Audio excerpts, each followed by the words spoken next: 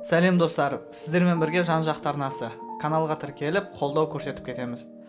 Ал кеттік. Біз бүгін асқазан аурулары туралы айтатын боламыз. Ауру астан дегенді жиі естісек те, көбіміз жүйелі тамақтана бермейміз.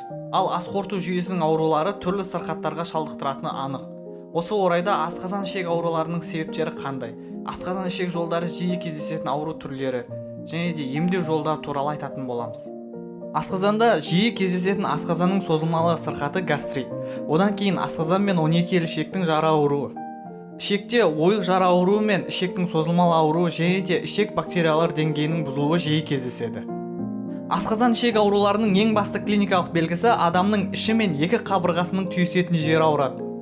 Іші аш қарынға немесе тамақ жеп болғаннан кейін бірден ауыра бастайды. Гастрит кезінде осы ауру белгілерінің барлығы да болуы мүмкін. Ал асқазанда 12 ішекте ауырған уақытына қарап біз бір жараның шамамен қай жақта орналасқанын айта аламыз. Мысалы, ауру асқазанда болса аш қарынға ауырады. Себебі асқазан сөлі қышқыл сөл бөлінеді.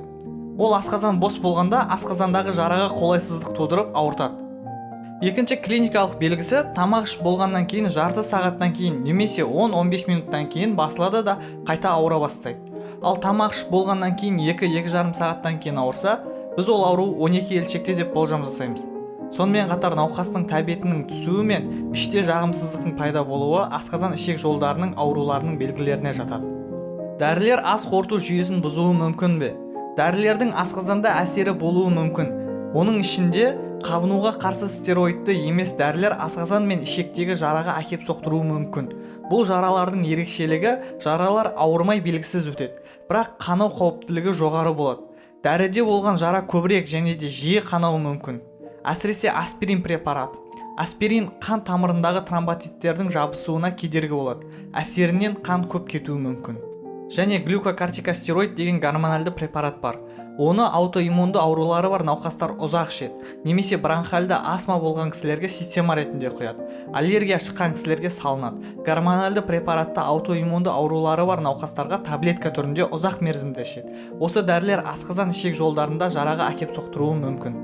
Асқазан ішек ауруларын емдеу жолдары. 19 ғасырда дәлелді медицина деген нәрсе бар. Ол әр дәріні зерттеуден өткізеді. Әсері бар жоғын, кері әсері қандай, егер бұл дәріні беретін болса қандай дозада берілу керек. Оның барлығы зерттеуде тексеріледі. Біз асқазан ішек жолдарын ауруларын емдегенде сондай дәрілерді қолданамыз. Себебі қазір барлық дәрілерге зерттеулер жасалған. Бүгінге айтарымыз осы. Қош сау болыңыздар.